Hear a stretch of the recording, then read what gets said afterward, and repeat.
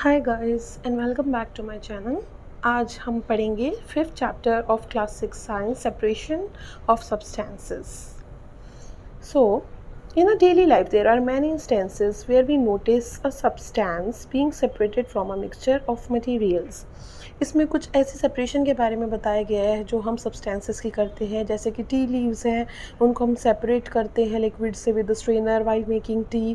तो इस तरीके से कुछ सेपरेशन की एग्जांपल्स दी गई हैं, जैसे कि grain is separated from stalks while harvesting, milk और curd is churn to separate the butter. ये कुछ एग्जाम्पल्स हैं। Perhaps you might have eaten salted dalia or poha. If you found that it had chilies in it, you may have carefully taken them out before eating. Suppose you are given a basket containing mangoes and guavas and asked to separate them. What will you do? ठीक है, तो ये चीज़ें कुछ easy हैं जो हमें एकदम से अगर दिख जाती हैं तो हम उनको सेपरेट कर सकते हैं। It seems easy, but what if the materials we want to separate are much smaller than mango और गुआवा। यस, यहाँ पे यही चीज़ ये बताना चाह रहे हैं कि अगर सेपरेशन थोड़ी सी हार्ड है, जो चीज़ आपको नहीं दिख रही है या बहुत ही ज़्यादा टाइनी पार्टिकल्स हैं, तब उसका प्रोसेस क्या होता है। Imagine you are given a glass of sand with salt mixed in it. Impossible even to think of separating salt from this mixture by picking out grains of sand by hand. Obvious है, अगर आपको कोई ऐसा glass of sand दे दिया जाएगा और उसमें अगर salt mix कर दिया जाएगा तो you can separate it with the help of your hand. यहाँ पे एक एक्टिविटी दी गई है इन कॉलम 1 ऑफ टेबल 5.1। इसमें कुछ प्रोसेसेस हैं सेपरेशन के। देखिए, separation process: separate stones from rice. Purpose for which we do the separation: to separate two different but useful components. And what do we do with the separated components? We throw away the solid component. तो ये एक बार आप इसको पढ़ सकते हैं, जैसे churning milk to obtain butter, ये हम क्यों करते हैं और क्या करते हैं। We see that before we use a substance, we need to separate harmful or non-useful substances that may be mixed with it. Suppose हमें राइस खाना है, ठीक है, तो राइस को जो हम देख लेते हैं कि उसके अंदर कुछ ऐसे बेकार से नॉन यूजफुल सब्सटेंसेस या पार्टिकल्स तो नहीं है, तो that can be done with the help of our hand. Sometimes we separate even useful components if we need to use them separately. The substances to be separated may be particles of different sizes or materials. These may be in any three states of matter: solid, liquid or gas. So how do we separate substances mixed together if they have so many different properties? तो यहीं पे हमें पढ़ना है कि हमें अगर different properties हैं substance की, तो उसके हिसाब से हम उन substances को कैसे separate करेंगे। तो आइए कुछ methods of separation देखते हैं। We will discuss some simple methods of separating substances that are mixed together. उनमें से एक बहुत easy है, वो है hand picking.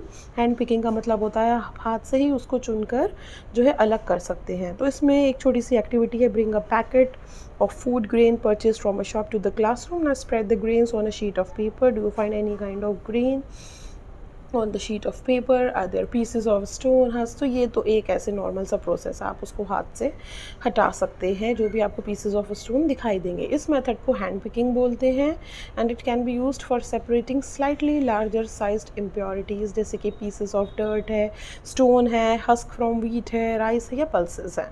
The quantity of such impurities is usually not very large. In such situations, we find that hand picking is a convenient method of separating substances.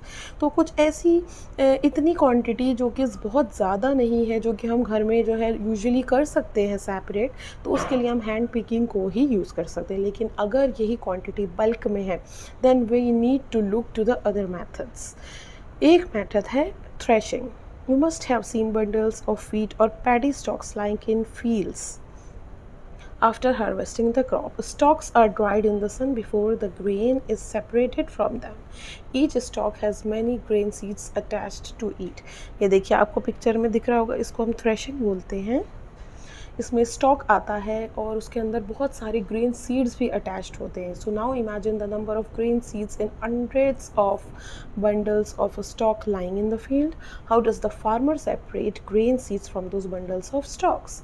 So one may pluck mangoes or guavas from the trees, but grain seeds are much smaller than mangoes or guavas. Suppose आपको कोई mango tree है, उसमें से आपको mango तोड़ना है, that is quite convenient, आप उसको आसानी से तोड़ सकते हो. लेकिन अगर ग्रेन सीड्स आपको दे रखे हैं और वो बहुत ज़्यादा स्मॉल है साइज़ में और बहुत ज़्यादा है क्वांटिटी में, तो आप कैसे करोगे? So plucking them from the stalks will be impossible. Yes. So how does one separate grain seeds from their stalks? The process that is used to separate grain from stalks is threshing. इस process को बोलते हैं threshing. इस process में क्या होता है? The stalks are beaten to free the grain seeds. आप जैसे कि ये पिक्चर में देख रहे हो, इनको बीट किया जाता है ताकि वो ग्रेन सीड्स उनसे अलग हो जाए अपने स्टॉक से. Sometimes threshing is done with the help of bullocks. Machines are also use to thresh large quantities of grain. जो कई बार ये बुलॉक्स से भी हेल्प लिया जाता है और मशीन्स की भी हेल्प ली जाती है जब ज़्यादा क्वांटिटीज़ ऑफ ग्रेन्स होते हैं. एक और प्रोसेस है, उसका नाम है विनोइंग. इसमें देखते हैं activity make a mixture of dry sand with sawdust और powder dry leaves. Keep this mixture on a plate or newspaper. Look at this mixture carefully. Can the two different components be made out easily? Are the size of particles of two components similar? Now take your mixture to an open ground and stand on a raised platform. Put the mixture in a plate or sheet of paper. Hold the plate or the sheet of paper containing the mixture at your shoulder height. Tilt it slightly so that the mixture slides out slowly. इसमें क्या होगा?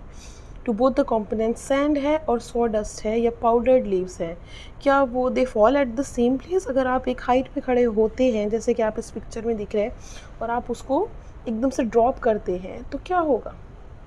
क्या एक ही speed पे और एक ही time पे और एक ही तरीके से एक ही डायरेक्शन में ये सारी चीज़ें उड़ेंगी? Is there a component blows away? Did the wind manage to separate the two components? यानी हम यहाँ पे विंड की बात कर रहे हैं. कुछ ऐसी चीज़ है हल्की फुल्की है जो कि विंड के ज़रिए आसानी से इसको सेपरेट कर सकती है. तो this method of separating components of a mixture is called winnowing. इसको विनोइंग बोलते हैं. जैसे कि ये एक जो है हाइट पे खड़ी हुई है women and she is standing at some height and she is just throwing out this things. और आप देख सकते हैं कि सूप ऊपर है, हस्क इधर उड़ गया है और ग्रेन नीचे गिर गए हैं. इसको विनोइंग बोलते हैं. It is use to separate heavier and lighter components of a mixture by wind और बाय ब्लोइंग एयर.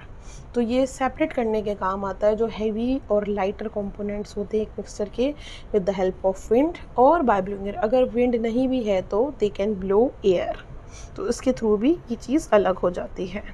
तो ये 3 प्रोसेसेस हमने पढ़ ली हैं. This method is usually commonly used by farmers to separate lighter husk particles from heavier seeds of grains. The husk particles are carried away by the wind. The seeds of grain get separated and form a heap near the platform for winnowing. The separated husk is used for many purposes such as fodder for cattle. अब एक और process उसे बोलते हैं sieving. Sometimes we may wish to prepare a dish with flour. We need to remove impurities and bran that may be present in it. What do? We use a sieve and pour the flour in it. Sieving आपने देखा होगा, normally हम घर पे use करते ही हैं. और आटे को छानना जिसे बोलते हैं उसे बोलते हैं. आप पिक्चर में देख सकते हैं.